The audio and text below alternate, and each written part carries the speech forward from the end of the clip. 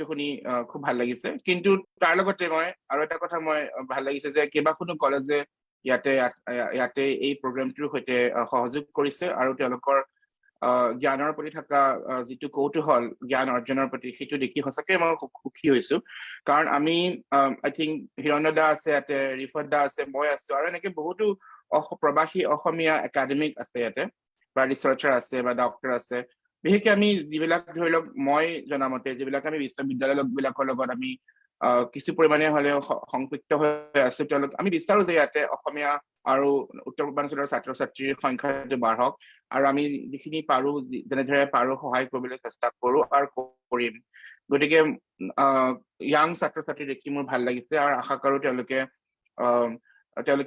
জ্ঞানৰ অন্বেষণত হয়তো ইয়াতে আহিব আৰু আমি যিখিনি সহায় কৰিবলৈ ৰাজি আছো আৰু তাত থাকিলেও আমি সহায় কৰিবলৈ ৰাজি আছো গতিকে এই হয়তো ৰিফত দা হিৰণ্য দা আৰু তেওঁলোকৰ এই যিটো 15 মিনিট শিক্ষা ইয়াৰ হয়তো উদ্দেশ্যটোৱে এইটোৱে ইয়াং ছাত্ৰ ছাত্ৰীক সহায় কৰা মই মোৰ জাৰ্নিৰ বিষয়ে ক'বলৈ গ'লে বিশেষ একো নাই কিন্তু মানে তথাপিও মানে ক'বলৈ কৈছে যেতিয়া মই কৈছো মই সৰুৰে পৰা লিখা মেলা কৰো মই মোৰ জন্ম হৈছিল শিলচৰত আৰু তাতে 3 বছৰ বয়সলৈকে আছিলো গতিকে প্ৰথম ভাষা আছিলে মই বাংলাহে শিকিছিলো আৰু কিছু চিলহেতি অসমীয়া মই ক'ব জনা নাছিলো তাৰপিছত মই ঘৰলৈ গুৱাহাটীলৈ আহিলো মোৰ পিতা এতিয়া আকাশবাণী গুৱাহাটী কেন্দ্ৰত কাম কৰে তেওঁ তাতে প্ৰগ্ৰাম এক্সিকিউটিভ আছিলে আৰু মোৰ মা আছিলে তেতিয়া সংস্কৃত মহাবিদ্যালয় জালুকবাৰী সংস্কৃত মহাবিদ্যালয়ৰ অধ্যাপিকা অসমীয়া বিভাগৰ আৰু আমি এতিয়া জালুকবাৰীত আছিলো আৰু মই গুৱাহাটীতে মই পঢ়া শুনা কৰিছো কিন্তু মই সৰুৰে পৰা মোৰ লিখনি জীৱনৰ কথা ক'বলৈ গ'লে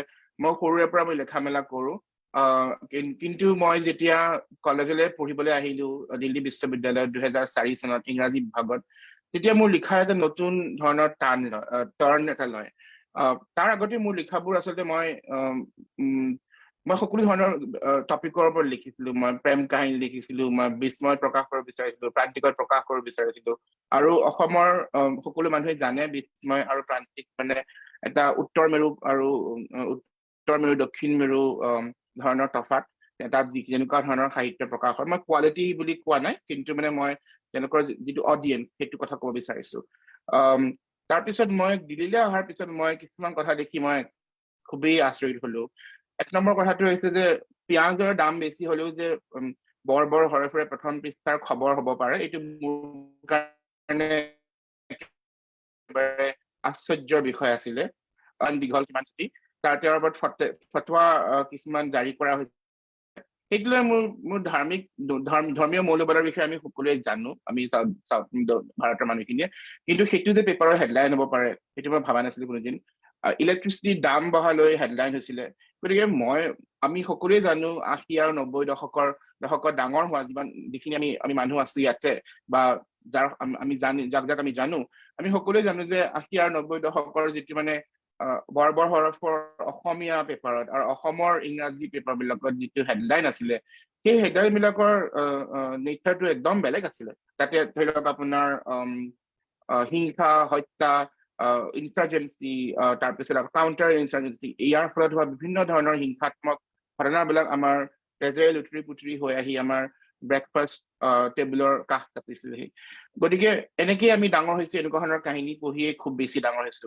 মই যেতিয়া হাইস্কুলত আছিলো তেতিয়া আপোনাৰ গুপ্ত হত্যা চলি আছিলে প্ৰত্যেক দিনাখনে আমি কিবা নহয় কিবা এটা বেয়া খবৰ পাইছিলো তাৰ মাজতো অৱশ্যে মোৰ শৈশৱটো অত্যন্ত আনন্দৰ আৰু অত্যন্ত সুখময় কিন্তু মই এইটো ক'ব খোজা নাই যে মই এটা দুখৰ শৈশৱ আৰু কৈশোৰ পাইছিলো কিন্তু আমাৰ হেডলাইনবোৰ আৰু ভাৰতৰ দিল্লীৰ হেডলাইনবোৰ বা ভাৰতৰ মূল ভূখণ্ডৰ হেডলাইনবোৰৰ মাজত মই এটা বিৰাট ডাঙৰ তফাত পাইছিলো আৰু সেই তফাতটো পাই পেলাই মই ভাবিছিলো কিয় এনেকুৱা হৈছে তাৰপিছত মোৰ লেখাই এটা নতুন টাৰ্ণ লোৱা আৰু এটা কাৰণ হ'ল মই য'তেই যাওঁ ততেই মোক ইনচাৰ্জেঞ্চি আলফাৰ কথা সোধে আচলতে উল্ফা বুলি কয় তেওঁলোকে উল্ফা বা আলফাৰ কথা সোধে আৰু কোনোদিন মানে বেলেগ কথা নুসুধে যে আৰু সোধে যে তেতিয়া অসমৰ বিষয়ে উত্তৰ পূৰ্বাঞ্চলৰ বিষয়ে ইমানেই জনমানসত কম ধাৰণা আছিল যে তেওঁলোকে আমাক মানে ভাবিছিল যে অসম নাগালেণ্ড মিজোৰাম এইবিলাক যাবলৈ পাছপৰ্ট লাগে আৰু বহুতো বৈষম্যৰ আমি সন্মুখীন হৈছিলো কিন্তু মই যিহেতু সাহিত্যৰ ছাত্ৰ মই সাহিত্য পঢ়ি গম পাইছিলো যে বৈষম্যৰ কাৰণবিলাক আচলতে অজ্ঞতাৰ কাৰণে আৰু এই অজ্ঞতাটো বিভিন্ন কাৰণ হ'ব পাৰে এইটো চৰকাৰী পৃষ্ঠপোষকতাটো অজ্ঞতাটো মানে মেইনটেইন কৰা হৈছিল কাৰণ যাতে উত্তৰ পূৰ্বাঞ্চলৰ মানুহখিনিৰ প্ৰতি সহমৰ্মিতা নহয় আৰু তাৰ কাৰণে তেতিয়াহে মানে চৰকাৰৰ যিটো কাউণ্টাৰ ইনচাৰ্জেঞ্চি অপাৰেশ্যন সেইবোৰ সফল হ'ব আৰু মানুহে ছাপোৰ্ট পাব তাৰপিছত সেই অজ্ঞতাটো এইটো কাৰণে আছিলে কাৰণ উত্তৰ পূৰ্বাঞ্চলৰ বিষয়ে মানুহে কোনো বুৰঞ্জী হওক ভূগোল হওক সাহিত্য হওক তাত কোনো ধৰি লওক আপোনাৰ ৰেপ্ৰেজেণ্টেশ্যন নাছিলে মই ইংৰাজী অনাৰ্ছ কৰিছিলো দিল্লী বিশ্ববিদ্যালয়ত আমাৰ এখন কম্পালচৰি আমাৰ কোৰ্চ এটা আছিলে পেপাৰ বুলি কওঁ আমি সেইটো আছিলে 20th century Indian writing in English আৰু 20th century Indian writing in Englishত আপোনাৰ ৰবীন্দ্ৰনাথ টেগৰ আছিলে মুন্সী প্ৰেমচন্দ আছিলে ইছমাত চুগতা আছিলে এনেকে ভাৰতৰ যিবোৰ লেখক মই অত্যন্ত ভাল পাওঁ আৰু সন্মান কৰো বাইকম মোহাম্মদ বাছিৰ হওক আম্বাই হওক তামিল লেখিকা এই সকলোবোৰ আছিলে কিন্তু তেতিয়ালৈকে জ্ঞানপীঠ বঁটা বিজয়ী মামনি ৰয়ছম যিগৰাকী ব্যক্তি আপোনাৰ দুখোজ দূৰত তেতিয়া আপোনাৰ modern Indian languages and literary ষ্টাডিজত পঢ়াই আছিলে সেই ব্যক্তিগৰাকী কিন্তু এটাও গল্প কবিতা বা উপন্যাসৰ কোনো প্ৰিয়দাংশ আমাৰ সেই modern Indian languages and literary studies কোৰ্চটো কিন্তু উপলব্ধ নাছিলে বৰঞ্চ হিন্দু তেতিয়া প্ৰায় বছৰটোত কেইবাবাৰো বাইদেউৰ মানে মেট্ৰ' ক্লাছত মানে ইণ্টাৰভিউ ওলাই আৰু খুব মানে দীঘলকে তেওঁৰ কিতাপৰ বিষয়ে আলোচনা ওলায় বাইদেৱে মামনি বাইদেৱে কিবা এটা কোনোবা সভাত গৈছে সেইবোৰ লোকেল নিউজবিলাক কাভাৰ হয় গতিকে তেওঁ এনেকুৱা নাছিল যে তেওঁ অখ্যাত আছিলে তেওঁ জ্ঞানপীঠ বঁটা পাইছিলে তেওঁ বিভিন্ন আন্তঃৰাষ্ট্ৰীয় বঁটা পাইছিলে তেওঁৰ লেখাবোৰ ভাৰতৰ বহুত ভাষালৈ অনুবাদ হৈছিলে তেওঁৰ লেখাৰ ওপৰত ড্ৰামা লিখি পেলাই মানুহে ভাৰতৰ বিভিন্ন জেগাত মঞ্চস্থ কৰিছিলে পেজেছ ষ্টেইনড উইথ ব্লাড যিখন তেজ আৰু ঢিলৰি ধূসৰিত পৃষ্ঠা সেইখন বেষ্ট চেলাৰ হিচাপে পৰিগণিত হৈছিলে বিভিন্ন ভাষাত যাদৱপুৰ বিশ্ববিদ্যালয়ত তেওঁৰ কিতাপ পঢ়াইছিলে গতিকে তথাপিও কিন্তু বাইদেউৰ এটাও লেখা আমাৰ সেই কোৰ্চৰ অন্তৰ্ভুক্ত নাছিলে তেতিয়া মোৰ মনত আছে যে মই এগৰাকী আমাৰ প্ৰফেচাৰ আছিলে সেই প্ৰফেচাৰ গৰাকীৰ ওচৰলৈ মই গৈ কৈছিলো যে মই অসমৰ পৰা আহিছো মই উত্তৰ পূৰ্বাঞ্চলৰ পৰা আহিছো কিন্তু আমাৰ এজনো অসমীয়া লেখক ইয়াতে কিয় নাই আৰু সেই কথা অৱশ্যে আমাৰ আণ্ডাৰ গ্ৰেজুৱেট পঢ়োৱা প্ৰফেচাৰ গৰাকীয়ে মোক দিব পৰা নাছিলে তেতিয়া যে মোক কৈছিলে যে তুমি এটা কাম কৰা তুমি এইবিলাক যে লেখা পঢ়িছা তুমি ভাল পাইছা এই লেখাবিলাক পঢ়ি পেলাই তুমি কোন কোন অসমীয়া লেখকৰ লগত তেওঁলোকৰ তুলনা কৰিব পাৰা এনেকুৱা ধৰণৰ এটা কথা লৈ পেলাই প্ৰেজেণ্টেশ্যন এটা লিখা তেতিয়া মই এটা অসমীয়া সাহিত্যৰ এটা যিহেতু মই সৰুৰ পৰা অসমীয়া সাহিত্য আৰু ইংৰাজী সাহিত্য সমানেই পঢ়ি ডাঙৰ হৈছিলো গতিকে মই তেতিয়া এখন এটা প্ৰেজেণ্টেশ্যন কৰিছিলো যে এটা অসমীয়া সাহিত্যৰ এটা সম্যক ধাৰণাৰ সৃষ্টি কৰি মই ক্লাছতবোৰ নিজৰ সহপাঠীসকলৰ কাৰণে এটা প্ৰেজেণ্টেশ্যন কৰিছিলো বছৰটোৰ শেষত যে এইবিলাক লেখক আপোনাৰ এক্সক্লুড হৈ আছে বাদ পৰি আছে এই কোৰ্চটোৰ পৰা আৰু ইয়াৰ ফলত আপোনালোকে বৌদ্ধিকভাৱে বহুতো মানে ধৰণৰ বৌদ্ধিক দাৰিদ্ৰতাৰ সন্মুখীন হৈ আছে গতিকে অসমীয়া লেখক যাতে আপোনালোকে পঢ়ে উত্তৰ পূৰ্বাঞ্চলৰ লেখক যাতে আপোনালোকে পঢ়ে বুলি মই এটা বেষ্ট পেশ্যনেট প্ৰেজেণ্টেশ্যন এটা কৰিছিলো কিন্তু তেতিয়াই ভাবো যে মোৰ লেখা আৰু মোৰ বৌদ্ধিক যাত্ৰা এটা নতুন এটা দিশ এটা পালে যিহেতু এতিয়ালৈকে মই অসমীয়া সাহিত্য কেৱল মই মনোৰঞ্জনৰ কাৰণে বা আত্মৰঞ্জনৰ কাৰণে পঢ়িছিলো কেতিয়াবা হয়তো বিস্ময় কিতাপবোৰ বিনোদন বা মনোৰঞ্জনৰ কাৰণে পঢ়া হয় কিন্তু ধৰি লওক উৎকৃষ্ট মানৰ যিবিলাক কালজয়ী সাহিত্য আছে আমাৰ অসমীয়াত সেইবোৰ মই খুব খুব আগ্ৰহেৰে মই আত্মৰঞ্জন বা কাৰণে পঢ়িছিলো মোৰ ইণ্টেলেকচুৱেল গ্ৰথৰ কাৰণে পঢ়িছিলো সৰুতে মই মামনি ৰয়ছমৰ কিতাপ পঢ়ি ডাঙৰ হৈছো তেওঁৰ কিতাপবোৰ আমি সকলোৱে জানো তেওঁৰ কিতাপবোৰ পঢ়া সহজ নহয় তাতে তথ্যগধুৰ কথা থাকে আৰু তেওঁ চৰিত্ৰবোৰ জটিল হয় আৰু তেওঁ বিনোদনৰ কাৰণে লিখে তেওঁ সমাজক প্ৰশ্ন কৰিবৰ কাৰণে লিখে গতিকে এনেধৰণৰ লেখকবিলাক পঢ়ি মই ডাঙৰ হৈছিলো গতিকে মই যেতিয়া ভাবিলো যে মই হয়তো কিবা কৰি হলেও মই এই যিটো ইৰেজাৰ এইটো নোহোৱা কৰিব লাগে গতিকে মই অহা 2 বছৰ মই বিভিন্ন ধৰণৰ গল্প লিখিছিলো বা বিভিন্ন ধৰণৰ প্ৰবন্ধ পাতি লিখিছিলো য'ত মানে মই এই কথাটো লৈ মই বাৰে বাৰে আপত্তি দৰ্শাইছিলো বা হয়তো বিভিন্ন ধৰণে মই অসমৰ কথাবিলাক মই মোৰ সাহিত্যত মানে মই তুলি ধৰিবলৈ যত্ন কৰিছিলো আৰু বিভিন্ন অনুষ্ঠান প্ৰতিষ্ঠান হওক বা আপোনাৰ আলোচনী হওক তাত প্ৰকাশ কৰিবলৈ মই যত্ন কৰিছিলো কিন্তু সেই কোনো লেখা ক'তো প্ৰকাশ নহল আৰু আজি ইমান বছৰৰ পিছত মই তাৰ কাৰণে অত্যন্ত ঋণী সেইবোৰ এডিটৰৰ পৰা ওচৰত কাৰণ তেওঁলোকে মোৰ লেখাবোৰ সেইবোৰ প্ৰকাশ নকৰিলে কাৰণ সেইবোৰ লেখা এক ধৰণৰ anger they was it was driven by certain kind of anger এক ধৰণৰ খং এক ধৰণৰ খুব এনেকুৱা ধৰণৰ কিছুমান আবেগৰ দ্বাৰা মানে ডিৰেক্টেড আছিলে আৰু এনেকুৱা ধৰণৰ আবেগৰ ফলত মই এনেকুৱা ধৰণৰ লেখা লিখিছিলো কিন্তু যেতিয়া মই MA পঢ়ি আছিলো তেতিয়া মই এখন উপন্যাস লিখিবলৈ আৰম্ভ কৰিলো মই আসলে এখন উপন্যাস বুলি ভবা নাছিলো মই মই বহুখিনি সময় জীৱনৰ প্ৰায় গৰম বন্ধবিলাক মই মায়ঙত কটাইছো মায়ঙত আমাৰ মায়ঙৰ কথা অসমৰ সকলো মানুহে জানে গতিকে কোনো ইন্ট্ৰডাকচন মই দিয়া নাই মায়ঙত মই কটাইছিলো মায়ঙত মোৰ আমাৰ সম্পৰ্কীয় মানুহ আছে আমাৰ মোৰ আইতাৰ ঘৰ মায়ঙত মোৰ আইতাৰ বায়েকৰ ঘৰ ভনীয়েকৰ ঘৰ মায়ঙত মোৰ আইতাৰ ভায়েক ককায়েক বিলাকৰ ঘৰ মায়ঙত গতিকে মোৰ পিতাৰ যিবিলাক পিতাৰ মোমায়েকৰ ঘৰখন মায়ঙত গতিকে মায়ঙত মই বহুখিনি সময় মই কটাইছো মোৰ ছেকেণ্ড কাজিন বিলাকৰ লগত যেনেদৰে মই তেতলিগুৰিটো মই কটাইছো ডিমৰীয়া অঞ্চলৰ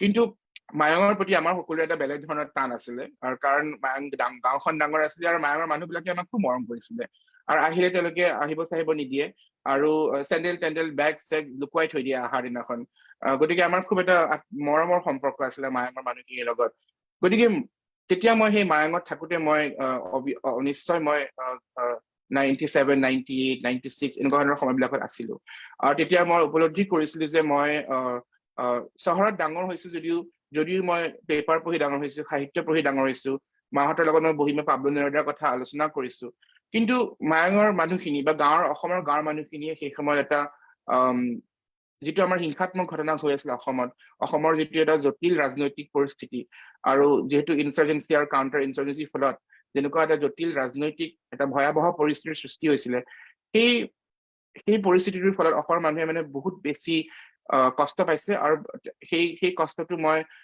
বিচাৰিছো যে মানুহে যাতে পাহৰি নাযায় গতিকে মই সেই সময়খিনিক লৈ পেলাই মোৰ শৈশৱৰ স্মৃতিখিনি লৈ পেলাই মই এটা গল্প লিখিবলৈ আৰম্ভ কৰিছিলো সেই গল্পটোৰ নাম আছিলে কাণ্ট্ৰি ৱেডিং বুলি কিন্তু গল্পটো এটা সময়ত খুব দীঘল হৈ গৈ থাকিলে আৰু এটা সময় মই ভাবিলো যে কিজানি এইটো উপন্যাসিকাই হয় গতিকে মই উপন্যাসিকা লিখিম বুলি ভাবিলো তাৰপিছত উপন্যাসিকা লিখিম বুলি ভাবাৰ পিছত এটা সময় মই দেখিলো যে মই প্ৰায় 100 পৃষ্ঠা পাৰ কৰি গৈছো এইখন আচলতে এখন উপন্যাসহে আৰু ইয়াৰ আগতে মই উপন্যাস লিখা নাছিলো উপন্যাসিকা নিশ্চয় লিখিছিলো আৰু 2001 চনৰ মানৰ পৰা 2013 চনলৈকে মই নিয়মিত মই অসমীয়া বাতৰি কাকত বিলাকত মই গল্প লিখিছিলো বা উপন্যাসিকা লিখিছিলো আৰু প্ৰবন্ধও লিখিছিলো মই গতিকে এইবাৰ প্ৰথম মই ইংৰাজীত এটা ডাঙৰ প্ৰজেক্ট লিখিলো আৰু লিখি উঠাৰ পাছত মই সেইটো এগৰাকী ব্ৰিটেইনত থকা এজেণ্ট এজনলৈ মই পঠাই দিলো এইটো কোল্ড কল বুলি কয় কাৰণ কোনো চিনাকি নোহোৱাকে মই গৈছিলো আৰু তেওঁক মই এইটো কাৰণেই পঠালো কাৰণ মোক কোনোবাই কৈছিল যে যদি আপুনি ভাল পাব্লিশ্বাৰ লগত পাব্লিছ কৰিব বিচাৰিছে ভালকে যদি আগধন পাব বিচাৰিছে বা লেখাটো কেৰিয়াৰ হিচাপে ল'ব বিচাৰিছে তেতিয়া এজন প্ৰতিনিধি থকা উচিত অৰ্থাৎ লিটাৰেৰী এজেণ্ট সাহিত্যিক প্ৰতিনিধি আৰু মই তেওঁৰ নামটো মই এইটো কাৰণে মই জানিছিলো কাৰণ তেওঁ অৰুন্ধতী ৰয়ৰ এজেণ্ট আছিলে বিক্ৰম ছেথৰ এজেণ্ট আছিলে গতিকে মই কি সাহস কৰি পঠাইছিলো গম নাপাওঁ কিন্তু পঠাই দিলো মই তেতিয়া মই MA পঢ়ি আছিলো আৰু মোক সঁচাকৈ আচৰিত কৰি তেওঁ মোক কৈছিলে তেওঁ মোক ল'ব আৰু মই তেতিয়া ক'ৰবাত পঢ়িছিলো তেওঁ বছৰি 600-700 মেনুস্ক্ৰিপ্ট পায় তাৰ ভিতৰত তেওঁ এজন বা দুজন লেখককহে বা 3জন লেখককে তেওঁ মানে গ্ৰহণ কৰে গতিকে মই যেতিয়া তেওঁ এনেকৈ মোক কৈছিলে মই অত্যন্ত আচৰিত হৈছিলো আৰু মই অবভিয়াছলি মই খুব উৎফুল্লিত হৈছিলো তাৰপিছত মই 2007 চনত মই BA পাছ কৰিলো 2009 চনত মই MA পাছ কৰিলো তাৰপিছত মই গুৱাহাটীলৈ আহিলো গুৱাহাটীত আহি মই কিছু বছৰ মই স্কুল এখনত মই কাম কৰিছিলো মই এবছৰ একচুৱেলি আৰু মই তাৰপিছত মই MFA কৰিবলৈ ক্ৰিয়েটিভ ৰাইটিঙত মই MFA কৰিবলৈ মই মিনেছ'টালৈ আহিছিলো মই স্কলাৰশ্বিপ এপ্লাই কৰি তেতিয়া মিনেছ'টা ষ্টেট ইউনিভাৰ্চিটিয়ে মোক স্কলাৰশ্বিপ দিছিলে মই তেতিয়া আহিলো আৰু সেই MFA কৰি থকাৰ সময়তে কিতাপখন 2013 চনত মোৰ ছেকেণ্ড ইয়াৰ যেতিয়া মোৰ আছিলে ডিগ্ৰীৰ যেতিয়া প্ৰকাশ হৈছিলে সেই কিতাপখনৰ নামেই হৈছে হাউচ অফ 1000 ষ্টৰিজ আৰু মই অসমৰ সংবাদ মাধ্যমৰ পৰা তেতিয়া নতুনকৈ গঢ়ি উঠা এটা বৈদ্যুতিক সংবাদ মাধ্যম ছেটেলাইট সংবাদ মাধ্যম আৰু প্ৰিণ্ট মিডিয়াৰ পৰা মই বহুত মই ছাপোৰ্ট পাইছিলো আৰু তাৰ কাৰণে মই সদায় ঋণী আৰু ভাৰততো সেই কিতাপখনে বেছ কিছু সমাদৰ লাভ কৰিছিলে এতিয়ালৈকে বহুতো মোৰ ৱেবছাইটত আছে লিষ্টখন বহুত মানুহে কিতাপৰ ওপৰত গৱেষণা কৰিছে গতিকে মই ভাবো যে সেইটো এটা ফ্ৰুটফুল এণ্ডিভৰ কিন্তু ইয়াৰ আগতে মই কিছু আগতে কৈছিলো যে মই মোৰ লেখাই দিল্লী অহাৰ কাৰণে এটা নতুন মূৰ পালে মই ভাবো যে সেই মূৰটো হোৱাৰ পিছত মই যিবিলাক লেখা লিখিছিলো সেইবোৰ লেখা প্ৰকাশ নোহোৱাটো মোৰ কাৰণে বহুত ডাঙৰ এটা বৰ কাৰণ সেইবোৰ লেখা খুবেই বেয়া আছিলে সেইবোৰ লেখা কেৱল ক্ৰোধ আৰু বিদ্ৰূপ বা হয়তো এক ধৰণৰ দুখ এইবোৰৰ মাজেৰে ফুটি উঠিছিলে মোষ্টলি ইট ৱাজ বেচিকেলি মই যেন মানুহক যে নৰ্থ ইষ্টৰ বিষয়ে বা অসমৰ বিষয়ে যেন মই এডুকেট কৰিব বিচাৰিছিলো তেনেকুৱা ধৰণৰ লেখা আছিলে সেইবোৰ কাহিনী প্ৰধান নাছিলে সেইবোৰ চৰিত্ৰ প্ৰধান নাছিলে মানুহৰ হৃদয়ৰ খলকনি প্ৰধান নাছিলে কিন্তু মই ভাবো যে হাউচ অফ 1000 ষ্টৰিজ খনত মই সেইখিনি মানুহৰ হৃদয়ৰ কথা ক'বলৈ মই হয়তো কিছু পৰিমাণে সক্ষম হৈছো আৰু সেইকাৰণে এতিয়াও মানুহে আজি প্ৰায় 10 বছৰৰ পিছত প্ৰায় নহয় 10 বছৰেই হ'ল 10 বছৰৰ পিছতো কিতাপখন এতিয়াও পঢ়ি থাকে এতিয়াও প্ৰিণ্টেড আছে এতিয়াও সেই মানুহে কিতাপখন পঢ়ে আৰু বিভিন্ন জেগাত ডিব্ৰুগড় বিশ্ববিদ্যালয়ৰ সেইখন কিতাপখন পাঠ্যপুথি হিচাপেও ব্যৱহাৰ হৈছে অন্তৰ্ভুক্ত হৈছে গতিকে মই তাৰপিছত মই MFA শেষ কৰি মই ভাৰতলৈ ঘূৰি আহিলো 2014 চনত 2014 চনৰ পৰা 2017 চনলৈকে মই অশোকা বিশ্ববিদ্যালয়ত মই কাম কৰিছিলো সেইটো চৌদিপাৰত আছে অশোকা এখন প্ৰাইভেট লিবাৰেল আৰ্টছ কলেজ কিন্তু মই ভাবো যে ভাৰতৰ লিবাৰেল আৰ্টছ পঢ়িবলৈ খোজা এখন আগশাৰী কলেজ আৰু তাত সকলো তাৰ যিটো অধ্যাপক ফেকাল্টি তেওঁলোক অত্যন্ত ভাল কাম কৰা আৰু তেওঁলোকে বহুতো ভাল ৰিচাৰ্চ কৰে ভাল ৰিচাৰ্চ আউটপুট তেওঁলোকৰ ভাল পাব্লিকেশ্যন আছে গতিকে ষ্টুডেণ্টখিনিয়ে বহুত ভাল মেণ্টৰশ্বিপ পায় তাতে গ'লে তাত মই কাম কৰিলো 4 বছৰ তাত মই ফাউণ্ডিং প্ৰফেচৰ আছিলো অশোকা আমি 14 জন প্ৰফেচৰ অশোকা বিশ্ববিদ্যালয়খন প্ৰথম আৰম্ভ কৰিছিলো আৰু মই তাৰ ইংৰাজী বিভাগত কৰিছিলো কিন্তু মই মেইনলি মই ক্ৰিয়েটিভ ৰাইটিং আৰু ৰাইটিং পঢ়াইছিলো একাডেমিক ৰাইটিং পঢ়াইছিলো আৰু তাৰপিছত মই ইউনিভাৰ্চিটি অফ জৰ্জিয়াত মই এটা চাকৰি পালো 2017 চনত আৰু মই 2018 চনত মই ইউনিভাৰ্চিটি অফ জৰ্জিয়াত মই যোগদান কৰিলো আৰু তেতিয়াৰ পৰা মই ইয়াতেই কাম কৰি আছো মই অসমীয়া আৰু ইংৰাজী দুইটা ভাষাতে লিখিবলৈ চেষ্টা কৰো কাৰণ মই ভাবো যে এইটো মোৰ দায়িত্ব আৰু মই কৰিও ভাল পাওঁ মই যিহেতু মই প্ৰথম জীৱনৰ 13 বছৰ লেখক জীৱনৰ 13 বছৰ মই কেৱল অসমীয়া লিখিয়েই মই আছিলো গতিকে মই অসমীয়া লেখাটো মই এৰি দিব খোজা নাই এতিয়াও মাজে মাজে যেতিয়া সম্ভৱ হয় লিখো কিন্তু প্ৰথম জীৱনৰ 13 বছৰ মই যদিও মই অসমীয়া লিখি আছিলো মই ইংৰাজীতো লিখি আছিলো কিন্তু প্ৰকাশ হোৱা নাছিলে গতিকে মই ভাবো যে দুইটা ভাষাতে মই সমানে লিখিব পৰাটো মোৰ কাৰণে খুবেই ডাঙৰ কথা আৰু জাৰ্ণি বুলি ক'বলৈ গ'লে এইটোৱে মোৰ থুলমূলকৈ মোৰ এইটোৱে জাৰ্ণি আৰু মই এতিয়া ইয়াতে মই এছিষ্টেণ্ট হিচাপে যোগদান কৰিছিলো মই তাৰপিছত মই এতিয়া টেনিয়ৰ হ'ল মোৰ এছ'চিয়েট প্ৰফেচৰ হলো আৰু এতিয়া মই ইয়াৰ যিটো ক্ৰিয়েটিভ ৰাইটিং প্ৰগ্ৰাম এইটো যুক্তৰাষ্ট্ৰৰ এটা আগশাৰী ক্ৰিয়েটিভ ৰাইটিং প্ৰগ্ৰাম আৰু আমি কেৱল ডক্টৰেট ডিগ্ৰীহে দিওঁ আমি মাষ্টাৰ্ছ ডিগ্ৰী নিদিওঁ ইয়াতে আমি এই প্ৰগ্ৰামটো মই সঞ্চালক অৰ্থাৎ ডিৰেক্টৰ আৰু মই খুবেই ভাল পাওঁ মোৰ কাম আৰু মোৰ বৌদ্ধিক কামখিনি কৰি তাৰ লগে লগে মই এটা কথা ক'ব লাগিব যে মই অনুবাদকো মই মাজে মাজে যেতিয়াই সময় পাওঁ মই অনুবাদ কৰিবলৈ চেষ্টা কৰো আৰু কাৰণ মই ভাবো যে অসমীয়া লেখক একেবাৰেই কম অনুবাদ হৈছে আৰু হলেও আন্তঃৰাষ্ট্ৰীয় পৰ্যায়ত হোৱা নাই গতিকে মই যেতিয়া সম্ভৱ অনুবাদ কৰিবলৈ মই চেষ্টা কৰো আৰু মই ভাবো যে সকলো মানুহে যোনে দুটা ভাষা জানে তেওঁলোকে অনুবাদ কৰা উচিত তেওঁলোকৰ নিজৰ বৌদ্ধিক উত্তৰণৰ কাৰণে অনুবাদ কৰা উচিত আৰু তাৰ লগতে তেওঁলোকে নিজে এটা নিজৰ ভাষাটোৰ প্ৰতি এক ধৰণৰ অৰিহণা যোগাবলৈকেও কৰা উচিত এইখিনিয়ে মোৰ জাৰ্ণি ৰিফাদাই মোক মোৰ জাৰ্ণিটোৰ বিষয়ে ক'ব দিছিলে মই বহুত হয়তো দীঘলীয়াকে ক'লো যদি মোক কোনোবাই প্ৰশ্ন সোধে মই খুবেই ভাল পাম বিভিন্ন ধৰণৰ প্ৰশ্ন আহিলে ইংৰাজী বা অসমীয়া যিকোনো ভাষাত ক'ব পাৰে মই হিন্দী ইমান ভাল নহয় কিন্তু ইংৰাজী অসমীয়াত মই ধুনীয়াকে ক'ব পাৰিম মোক সুধিলে মই খুবেই ভাল পাম আৰু মই উত্তৰ দিবলৈ ৰাজি আছো যদি বেলেগ কিবা কথা ক'বলৈ আছে মোক সেইটোও ক'ব পাৰো বাৰু মই ধন্যবাদ অৰুণী তোমাৰ যাত্ৰাৰ বিষয়ে আমাক সকলোকে অৱগত কৰোৱাৰ কাৰণে নিশ্চয় দীঘলীয়া একেবাৰে হোৱা নাই তুমি বুলি কৈছো সো তুমি দীঘলীয়া হৈছে তুমি বুলিয়ে কয় প্লিজ সো গতিকে আজি আমাৰ মাজত যিসকল ছাত্ৰ ছাত্ৰী আছে আৰু যিসকল কলেজৰ বাকি ধৰক দৰ্শক আছে তেওঁলোকক অনুৰোধ কৰিছো যে তেওঁলোকৰ যদি কিবা প্ৰশ্ন আছে তেওঁলোকে চেট বক্সত দিব পাৰে আৰু তেওঁলোকে নিজেও সুধিব পাৰে প্লিজ তেওঁলোকৰ যদি নেটৱৰ্ক ভাল মই মই বিচাৰো যে ভিডিঅ'টো অন কৰি পোনপটীয়াকৈ সুধিলে মই খুবেই আনন্দিত হ'ম কাৰণ তেতিয়া কথা কোৱাৰ যিটো মজা আছে সেইটো ফুটি উঠে নিশ্চয় নিশ্চয় ঠিকেই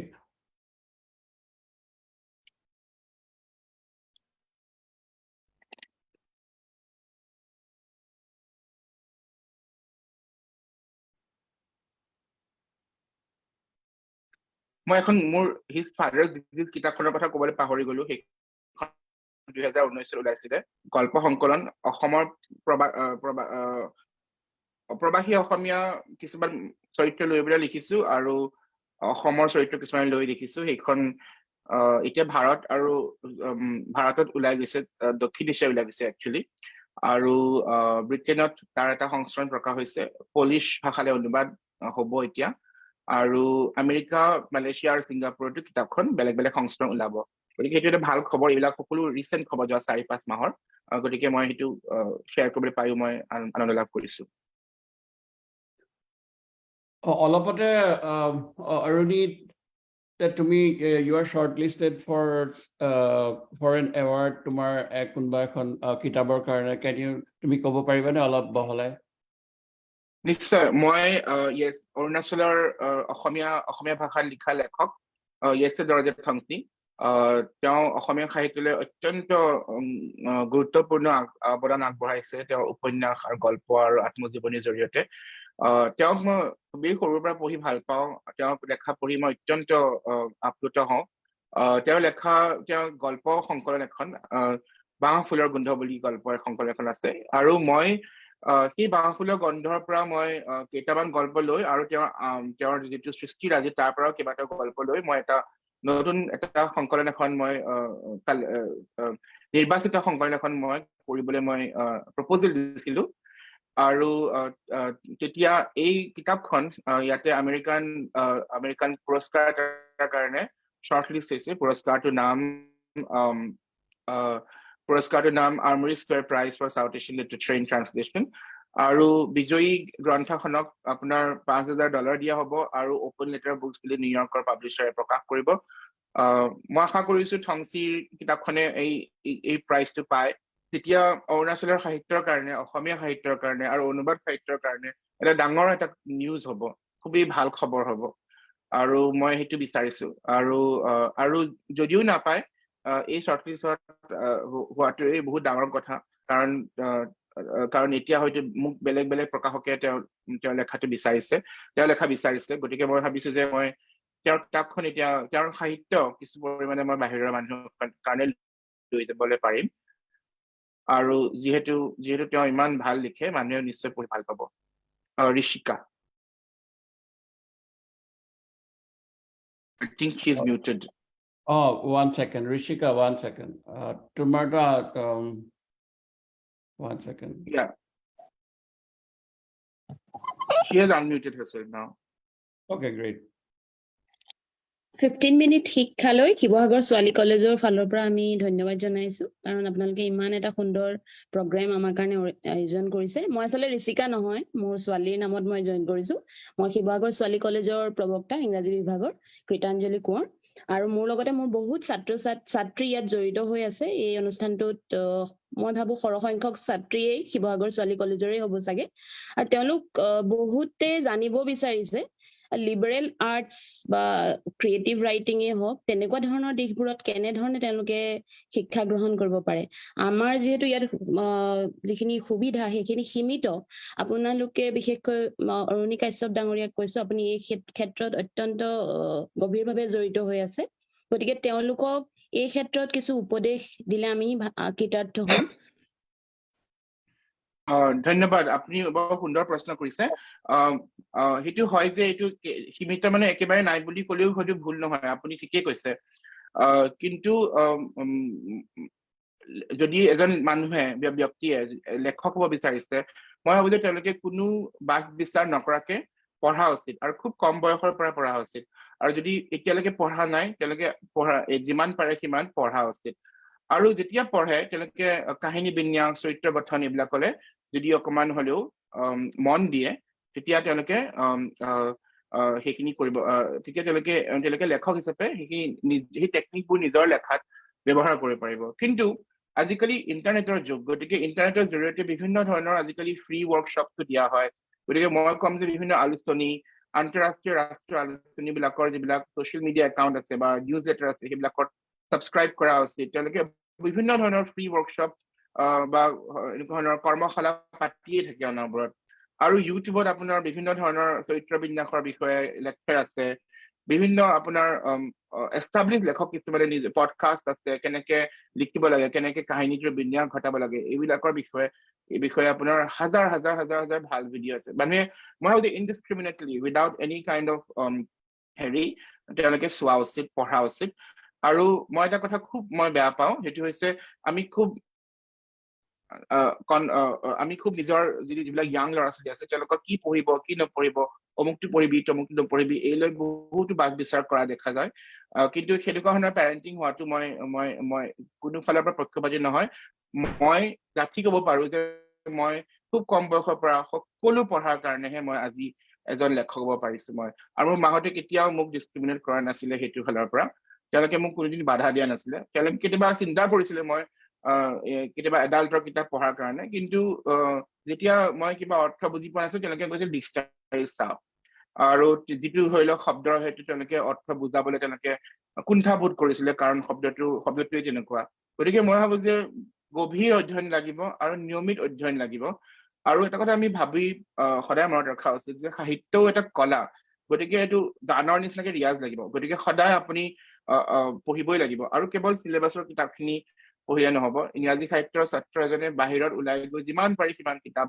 পঢ়া উচিত আৰু মই ভাবো যে আজিকালি এইটো তেনেই সহজ হৈ পৰিছে পৃথিৱীৰ সকলো আগশাৰীৰ জাৰ্নেল আজিকালি অনলাইন তেওঁলোকৰ নিয়মিত যদি তাতে সদায় আজি 10-20 বছৰ আৰ্কাইভ তেওঁলোকৰ অনলাইন আছে মানুহে যদি সদায় ৰাতি শোৱাৰ আগতে এটা গল্পও পঢ়ে তেওঁ গল্পৰ বিষয়ে একদম এক্সপাৰ্ট হৈ যাব ভাল দুখনমান আলোচনী চিলেক্ট কৰি পেলাই যদি পঢ়ে গতিকে মই ভাবো যে একো আজিকালি ইন্টাৰনেটৰ কাৰণে কোনো অন্তৰায় নাই যদিও কৰ্মশালাৰ সংখ্যা সীমিত বা এনেকুৱা শিক্ষাৰ সংখ্যা সীমিত কিন্তু মই ভাবো যে তেনেকুৱা সেইটো একো ডাঙৰ অন্তৰায় নহয় আজিকালিৰ যুগত বৰঞ্চ মই এইটো কম যে আচলতে ইন্টাৰনেটৰ যুগত ইমানখিনি সা সুবিধা থকাৰ কাৰণে অসমৰ বহুতো ভিতৰুৱা জাগাৰ পৰা যিটো গুৱাহাটীৰ ল'ৰা ছোৱালীয়ে হয়তো কৰিব পৰা নাই আহি পেলাই ইয়াতে ল'ৰা ছোৱালীয়ে আহি পেলাই ক্ৰিয়েটিভ ৰাইটিং পঢ়িছে বা আপোনাৰ ইংলিছ লিটাৰেচাৰ পঢ়িছে তেওঁলোকে ইণ্টাৰনেটতে সকলোখিনি শিকিছে ঘৰত সেইটো পৰিৱেশ পোৱা নাই যদিও ধন্যবাদ আৰুণি আৰু এজনৰ প্ৰশ্ন সুধিব বিচাৰিছে সুকন্যা গগৈ নহয়নে সুকন্যা গগৈক মই আনমিউট কৰিবলৈ অনুৰোধ কৰিছো 1 সেকেন্ড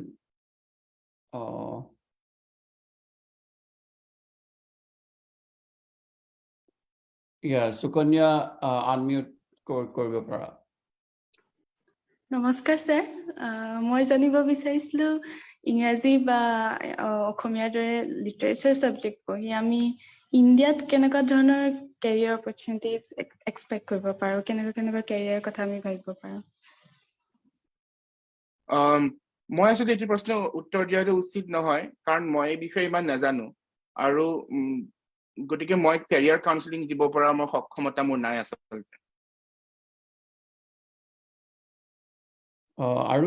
আৰু